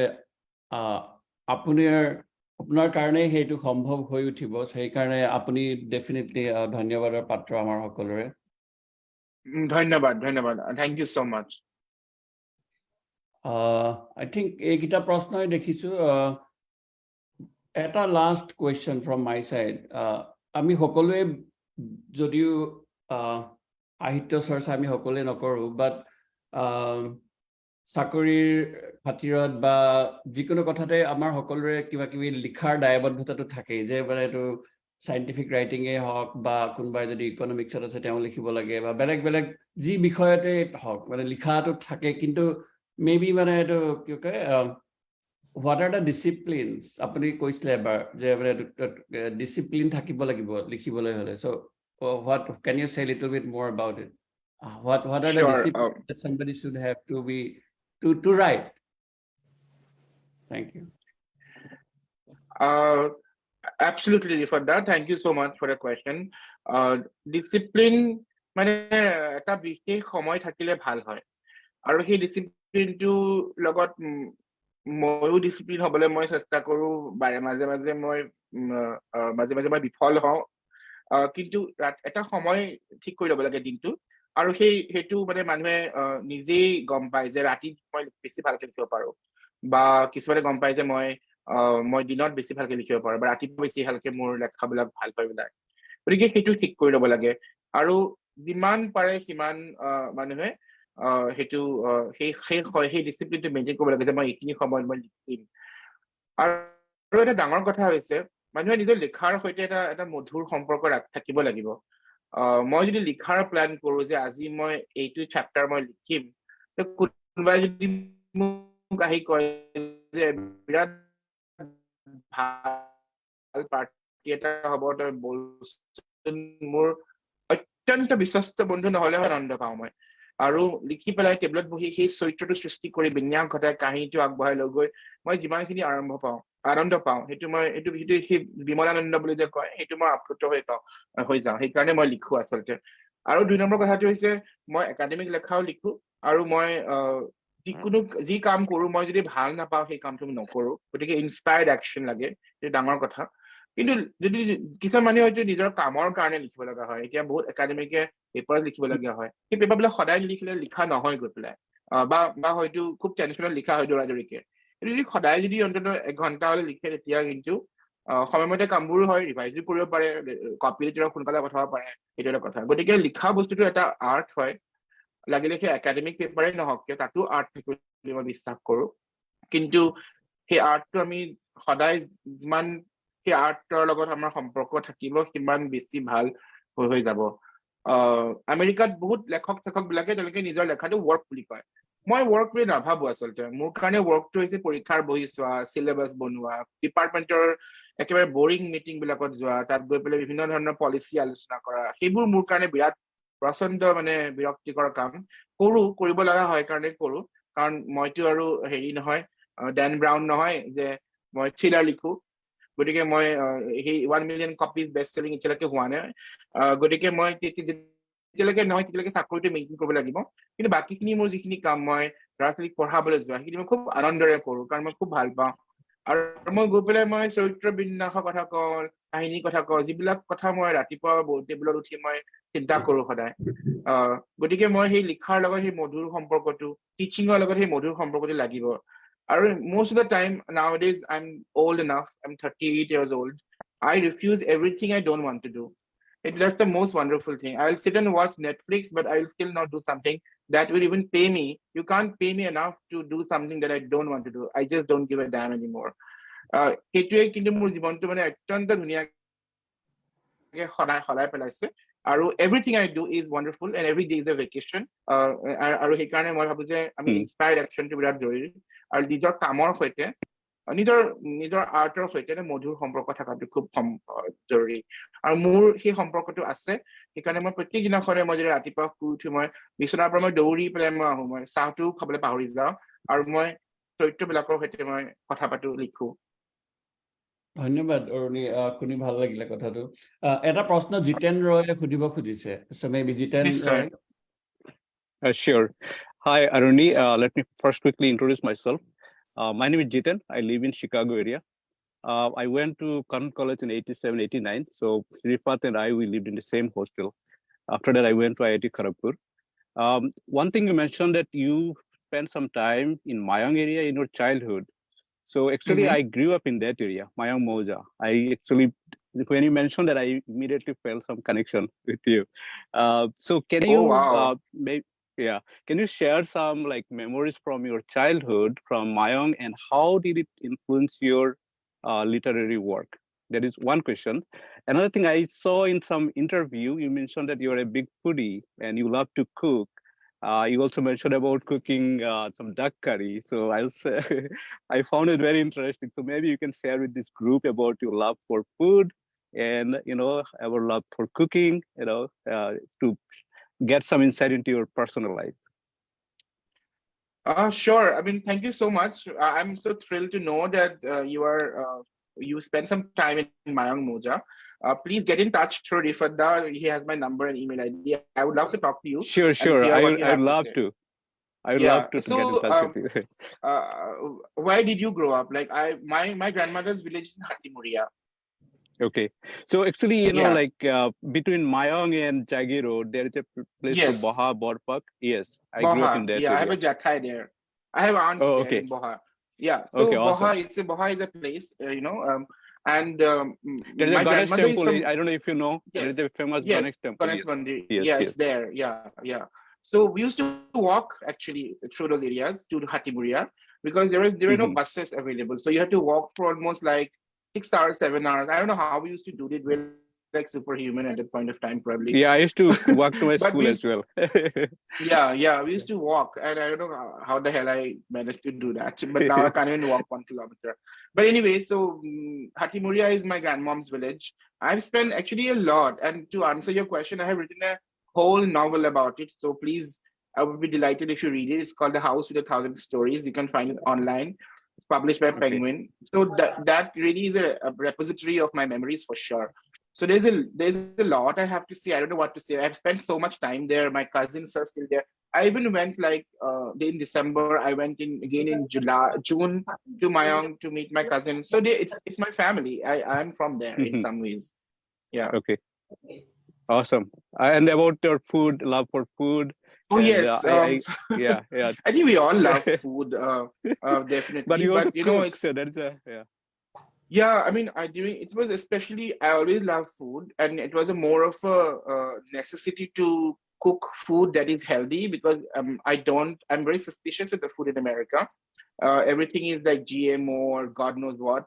So I started, and I started actually thinking about cooking the way my grandmother used to cook, in the sense that cook simply traditional food. Like I wake up in the morning and I have like hando or sirado I bring from home. I'm not into these. I don't eat those colorful cereals that you can get in the US or even in India right now. So I try to live. I try to eat that way because I think that God knows what this country and makes us put in our food. So very suspicious. I try to, but I like cooking because I had to learn how to cook. Otherwise, I would have either been eating bad American food in the restaurants, or or not eating enough. So I because as someone who likes to have a good meal, I had to learn how to cook everything, and it is a joyful process. I realized that I love cooking, and I especially love cooking for others, my friends.